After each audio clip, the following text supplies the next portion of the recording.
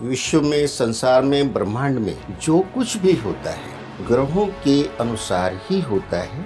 धरती हिल रही है, जंगलों में आग लग रही है, सुनामी हो रही है और युद्ध हो रहे हैं। 7 महीने बर्दाश्त किया, झेला, जो घटनाएं हो रही देख रहे हैं अपने आसपास, डर सा लगता है, लेकिन ऐसा लग रहा था कि चलिए आगे समय ठीक होगा। तो ये कब ठीक होने के आसार हैं आगे, और खराब होने वाला है? ये परिस्थितियां बहुत विषम में, जल थल नभ तीनों में प्राकृतिक आपदाएं और युद्ध की परिस्थितियां बहुत स्पष्ट हैं। यानी 2031-32 तक चले जाएंगे इस परिस्थिति में।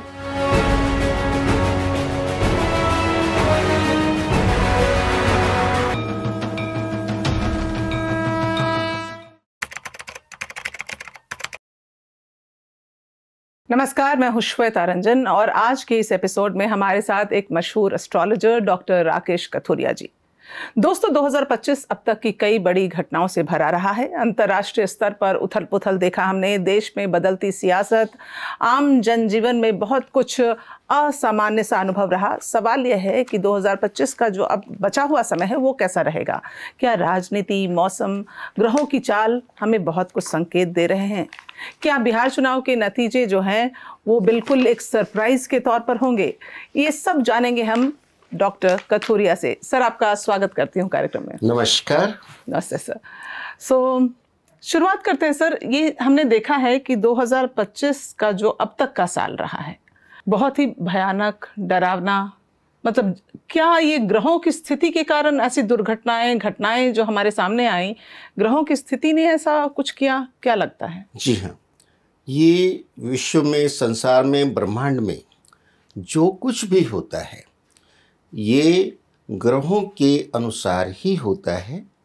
हमारे जो नवग्रह हैं, सूर्य, चंद्रमा, मंगल, बुध, बृहस्पति, शुक्र, शनि, राहु और केतु, इनके विभिन्न राशियों में विभिन्न डिग्रियों पे जो संबंध बनते हैं और जो इनकी ग्रेविटेशनल फोर्सेस है और जो इनकी नेचर है, ग्रहों की आपस की दोस्ती और दुश्मनी है, उस आधार पे, उन कॉम्बिनेशंस के बेस पे ये मंडेन अफेयर होते हैं। इस साल में बहुत ही परिस्थितियां विचित्र सी रही हैं। ये 2025 अंक ज्योतिष से मंगल का वर्ष है। टोटल 9 बन जाता है जो मंगल का अंक है। और इस साल में मंगल का जो भ्रमण है विभिन्न राशियों में अब तक, वो भी कभी शनि के सामने, कभी राहु के सामने, कभी इनके साथ षडाष्टक, ये सब स्थितियां जो थीं, ये समस्याएं जो हुई हैं इस वर्ष में, नेचुरल कैलेमिटी बहुत ज़बरदस्त हुई हैं। आप याद कीजिए कि जनवरी के आसपास लॉस एंजलिस में जंगलों में आग लगी, शहर तक जल गया उसमें। जी, अभी जैसे रशिया में देखा हमने वो भूकंप, सुनामी, 8.8 रिक्टर स्केल का 8 जुलाई को। कितना भयानक हो सकता है? ये सबसे भयानक भूकंपों में एक है, क्योंकि मैंने खुद 8.8 का भूकंप आसाम में 1988 को झेला हुआ है। तो मैं समझ सकता हूं कि 8.8 का भूकंप क्या होता है। और भुज का तो उससे कहीं कम था, लेकिन ऐसे पूरा बर्बाद हो गया। पूरी खबरें नहीं आ रही, नुकसान वहां भी बहुत ज्यादा हुआ है। और जो युद्ध हो रहा है यूक्रेन और रशिया का, बड़े बड़े अटैक एक दूसरे पे किए जा रहे हैं। टॉप बट 1 की पोजीशन है, यानी एटम बम नहीं छोड़ा गया, लेकिन उसके नीचे का कुछ बाकी नहीं बचा है। इस स्तर पे युद्ध जारी है, निर्दोष मारे जा रहे हैं।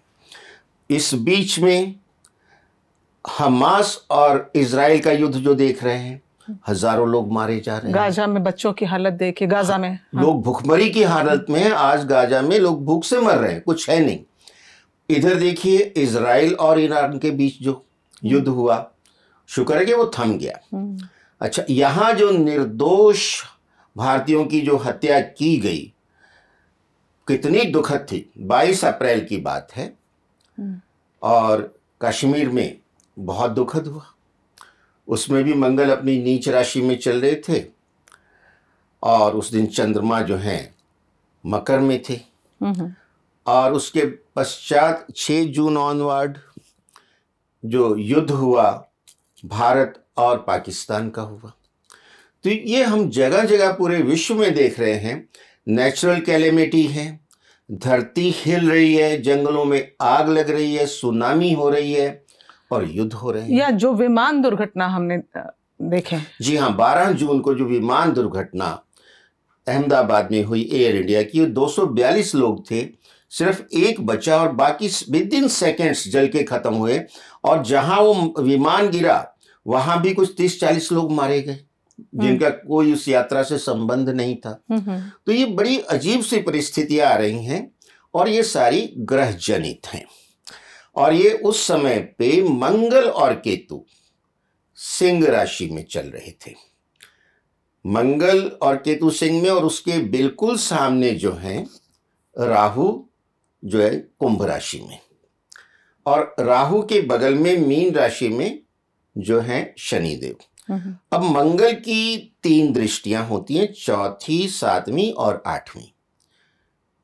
7वीं सभी ग्रहों की होती है, इनको विशेष 2 दृष्टियां एक्स्ट्रा मिली। उसी तरह शनि की 3 दृष्टियां होती हैं, तीसरी, 7वीं और 10वीं।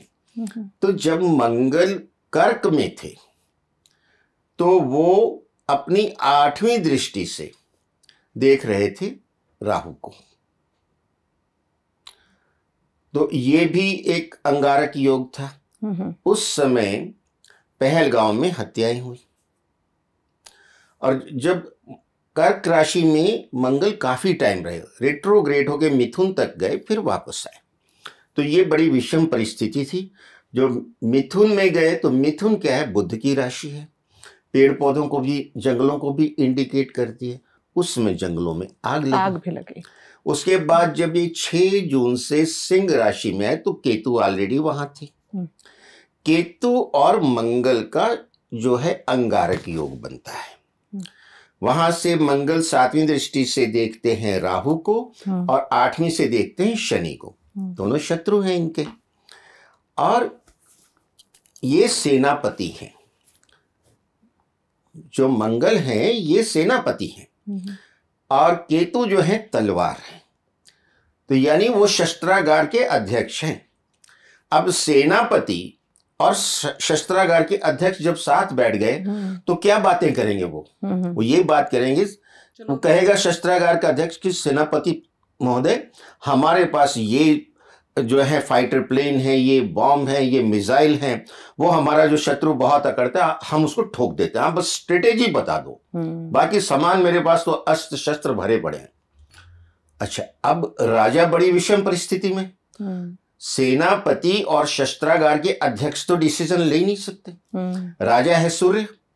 सूर्य जो है उस समय मिथुन राशि में था और वृषभ में थे गुरुदेव। ये मई में परिवर्तन हुए और मिथुन में आ गए गुरुदेव और इधर कर्क में आ गए सूर्यदेव। और सूर्यदेव जो कर्क में आए, अभी जो चल रहे हैं, तो उनको आगे से जो उकसा रहे हैं मंत्री, उनको शस्त्रागार के अध्यक्ष और सेनापति तो कह रहे हैं राजा साहब बस आप इशारा करो, हम तैयार बैठे और कोई कमी नहीं, शस्त्र भरे पड़े हैं। ये मंडेन अफेयर हर देश के लिए मैं कह रहा हूं जो उलझे हुए वार में, सिर्फ अपने देश की बात नहीं हो रही। और मिथुन में जो बैठे हैं बुध की राशि में, गुरु जो समझाने की, यानी मंत्रना, जो मंत्रना दे वो मंत्री, गुरु जो समझाए वो गुरु। तो जो गुरु है वही मंत्री के रूप में देखे जाते हैं। तो गुरु राजा को कह रहे हैं मंत्री के रूप में कि नहीं, गुरु अच्छी सलाह देते हैं ना कि अभी हमें युद्ध नहीं करना है, शांति रखिए, बातों को सुलझाइए। उधर से उकसा रहे हैं, राजा बड़ी विषम परिस्थिति में है और उसमें ही ये सब कुछ घटित हुआ है। और अब 17 ये इस महीने अगस्त को सूर्य अपनी राशि सिंह में आ जाएगा। अच्छा। और मंगल जो है 28 जुलाई को कन्या में चलेगा। अब शस्त्रागार का अध्यक्ष अकेला बैठा है, अब वो किससे बात करे? सेनापति तो आगे चला गया है, अब जो है वो सोच समझ नहीं पा रहा किसको उकसाए, तो बौखलाहट होगी, बौखलाहट में है, यानी अभी सेनाएं बौखलाहट में है। अब राजा जैसे ही सिंह राशि में आएगा तो शस्त्रागार का अध्यक्ष वहां बैठा, बड़ा खुश हो जाए कि राजा साहब तो आ गए, अब हम संपर्क में आगे बातचीत करेंगे। फिर विषम परिस्थितियां होंगी, क्योंकि वो सूर्य को उकसाएगा। अंगारक योग है और सूर्य को एक ग्रहण भी लगाते हैं। 7 सितंबर को चंद्र ग्रहण है पूर्णिमा पे, और 21 सितंबर अमावस्या को सूर्य ग्रहण है। ये जो ग्रहण है बहुत इंपॉर्टेंट है। कुंभ राशि में चंद्र ग्रहण है, वहां पहले से राहु बैठे हैं, तो जलीय तत्व की राशि है और ये वायु तत्व की भी राशि है। जो बेसिकली कुंभ राशि है, ये इसका जो नेचर है वायु तत्व है, लेकिन इसका तासीर जो है वो जल तत्व है, क्योंकि कुंभ घड़ा है और कुंभ का मेला होता है। यहां ये इस तरह से विषम परिस्थितियां आ जाती हैं। तो वायु तत्व अगेन जो है जल, ये वायु के अंदर दुर्घटनाएं, लंबी लंबी, केतु क्या लंबा है, और साथ में फिर सूर्य आगे जलता हुआ, लंबी लंबी जलती हुई चीजें, यानी कि मिसाइल्स या किसी प्लेन का एक्सीडेंट होना जैसे आग पहले लगी थी, या बम्बार्डमेंट होना हवा में। इतनी जो प्लेन की दुर्घटनाएं जो हो रही, हमने तो पहले सुना भी नहीं, लगातार पहले कभी लगातार इतनी सुनी भी नहीं। ये इसी कारण हो रही है कि अग्नि तत्व में मंगल और केतु इकट्ठे, जल तत्व और वायु तत्व कॉमन हो जाता है। वहां बैठे हैं राहु, और मीन में जो जल तत्व की राशि है उसमें शनि बैठे हैं। शनि का जो खुद का नेचर है वायु तत्व है। तो ये सारी दुर्घटनाओं के कारण शनि, राहु, मंगल, केतु, ये चारों क्रूर ग्रह, क्रूअल प्लेनेट है, इनकी वजह से ये मंडेन अफेयर हो रहे हैं और ये युद्ध हो रहे हैं। अब फिर राजा फिर फंस गया। यहां शस्त्रागार का अध्यक्ष है, फिर जस्ट आगे कौन बैठा है, वो सेनाध्यक्ष मंगल। और मंगल उस समय कन्या में जो आ गया है, पूरी 7वीं दृष्टि से देख रहा है शनि को। मंगल और शनि परम शत्रु हैं। ये भूतत्व की राशि है कन्या, और वो मीन जो है जल तत्व की है। तो यानी भूमि पे भी युद्ध है, जल के अंदर भी युद्ध है, और राहु बैठा है वायु तत्व की राशि में, तो वायु में भी युद्ध है। जल थल नभ पे भयंकर युद्ध की परिस्थितियां आपको देखने को मिलेंगी। और जल और थल की दुर्घटनाएं प्राकृतिक क्या है, भूकंप है। आपने देखा 28 जुलाई को 8.8 का भूकंप आ गया है, और जगह पे भी ट्रेमर हुए हैं। सुनामी की पूरी दुनिया में अलर्ट था, और वो अलर्ट खत्म नहीं हो गया है, वो अभी है। जब आप देखेंगे सितंबर में ये ग्रहण होंगे, बहुत उथल पुथल होगी। तो ये इन 2 ग्रह जो ग्रहण होने वाले हैं सितंबर के महीने में सर, उससे क्या किस तरह के परिणाम देखने को मिलेंगे?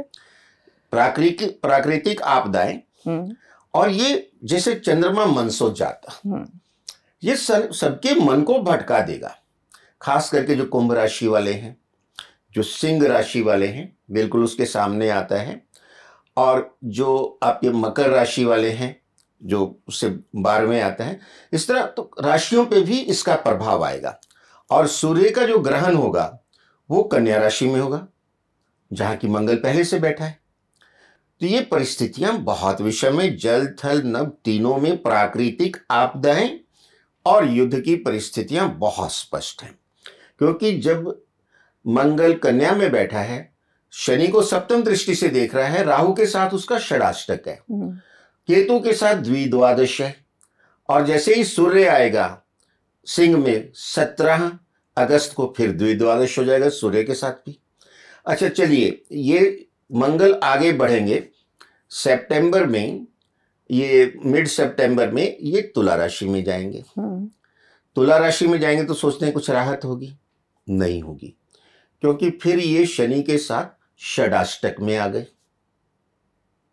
षडाष्टक यानी छठा स्थान होता है आपके रोग ऋण शत्रु का, अष्टम स्थान होता है मृत्यु का। तो जब हम षडाष्टक कहते हैं रोग ऋण शत्रु और उसके कारण से मृत्यु, तो ये परिस्थितियां बनती हैं।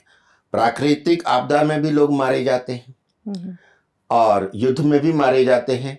और शनि चूंकि पहाड़ को दिखाता है, पहाड़ों पे भारी बारिश, जल तत्व, बादल का फटना, लैंडस्लाइड होना, और जिस तरह पहले हमने देखा कई साल पहले कि केदारनाथ में किस तरह से फ्लड आया था, लाखों लोग बह गए थे उस फ्लड 2013 में। 2013 में जून के महीने की बात है, जहां तक मुझे याद आता है। तो ये सारी परिस्थितियां आगे संभलती हुई नहीं दिख रही हैं, क्योंकि फिर वो जो वृश्चिक में आएंगे अपनी राशि में अक्टूबर के एंड के आसपास, तो वृश्चिक में बैठ के वो चौथी पूरी दृष्टि से फिर राहु को देखेंगे। इनको स्पेशल दृष्टियां मिली हुई है ना। मतलब मुझे जो समझ में आ रहा है सर कि अभी तक तो चलिए पूरा हमने एक 7 महीने बर्दाश्त किया, झेला, जो घटनाएं हो रही देख रहे हैं अपने आसपास, डर सा लगता है, लेकिन ऐसा लग रहा था कि चलिए आगे समय ठीक होगा ठीक होगा। तो ये कब ठीक होने के आसार हैं आगे और खराब होने वाला है? देखिए, मैं वही वर्णन कर रहा हूं कि जब वृश्चिक में आएंगे मंगल जी, तो उनकी चौथी दृष्टि तो राहु पे पड़ेगी, फिर अंगारक योग में एक दूसरे को मारेंगे। तो कब तक चलेगा सर? फिर वही बता रहा हूं कि आगे जब धनु में आएंगे वो समवेयर दिसंबर में, तो चौथी दृष्टि से शनि को देखेंगे और शनि अपनी दसम दृष्टि से मंगल को देखेगा। फिर परिस्थिति में सुधार नहीं, राहु केतु तो अपनी पोजीशन में बने हुए हैं। फिर उसके बाद जब मकर में आएंगे तो बहुत बली हो जाएंगे, अपनी उनकी राशि है। फिर कुंभ में आएंगे तो राहु के साथ में हो गए। और इधर जो ग्रह सबसे ज्यादा शुभ ग्रह है वो अपना गुरु है, बृहस्पति, वो इनको थोड़ा शुभता लाके इन चीजों को इनकाउंटर करता है। अब वो मिथुन में चल रहे हैं और अतिचारी चल रहे हैं, यानी बहुत तेज स्पीड से भाग रहे हैं। अब गुरु जो तेज तेज भागे जा रहे हैं तो शिष्य तो उनके साथ नहीं चल पाते हैं। अब शिष्य कोई बात करने की कोशिश भी अगर करते हैं, इसको मैं लेमैन लैंग्वेज में समझा रहा हूं, तो गुरुजी ये कहते हैं नहीं अभी मैं बहुत जल्दी में हूं। फिर गुरुजी जल्दी में आगे निकल रहे हैं, फिर शिष्य कहता है एक चांस और ले लूं। फिर बात करने की कोशिश करते हैं तो गुरुजी डांट देते, मैंने कहा ना बाद में बात करना। यानी गुरु की जो शुभता मिलनी थी संसार को वो उससे वंचित है। गुरु के शुभ फल नहीं मिल रहे, वो काउंटर बैलेंस कर ही नहीं पा रहे हैं इन ग्रहों को, ऐसी परिस्थिति है। हालांकि वो अभी अक्टूबर में 18 अक्टूबर के आसपास अपनी उच्च राशि कर्क में जाएंगे और वहां 40 दिन के लगभग रहेंगे वो, फिर वक्री होंगे। अब गुरु अगर उल्टी डायरेक्शन चलेगा तो और भी अशुभ हो जाएगा। वक्री होके वो कर्क में से होते हुए मिथुन में वापस जाएंगे काफी दूर तक, फिर उसके बाद वो सीधे चलेंगे पर रहेंगे अतिचारी। यानी गुरु लगभग अगले 7 साल तक अतिचारी रहेंगे। गुरु तो 7 साल अगले 7 साल, लेकिन स्थितियां कब तक बाकी? यानी 2031-32 तक चले जाएंगे हम। इस परिस्थिति में गुरु के शुभ प्रभाव जितने मिलने चाहिए वो नहीं मिल पाएंगे। बाकी ग्रह जो इस तरह से चल रहे हैं तो लगभग अगले 10-11 महीने तो परिस्थितियां ग्रहों की ऐसी ही हैं। अब ये असाइनमेंट ब्रह्मा ने ग्रहों को दी है, वो अपनी गति से अपने हिसाब से चलेंगे और ये कॉम्बिनेशन टाइम टू टाइम बनते हैं, कोई पहली बार नहीं बन रहे। अब हमें इससे चिंता करने की कोई बात नहीं है।